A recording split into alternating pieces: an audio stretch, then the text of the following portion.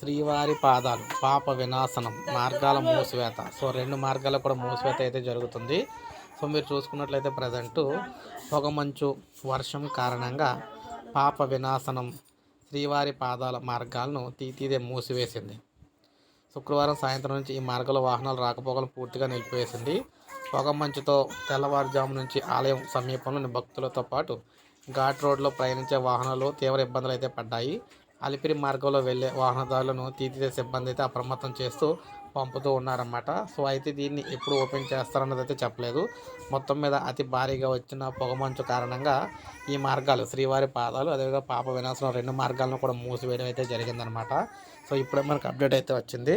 ఒక లైక్ చేయండి, సబ్స్క్రైబ్ చేసుకోకపోతే మన ఛానల్ సబ్స్క్రైబ్ చేసుకొని ఫాలో అవుతానండి. మీకు వీటికి సంబంధించి ఏపీకి సంబంధించి లేటెస్ట్ అప్డేట్స్ న్యూస్ అన్నీ కూడా మీకు వీడియో రూపంలో మన ఛానల్ ద్వారా మీకు అందిస్తూనే ఉంటాను. ఎప్పటికప్పుడు ప్రతి అప్డేట్ కూడా మిస్ అవ్వకుండా అయితే ఉంటుందన్నమాట.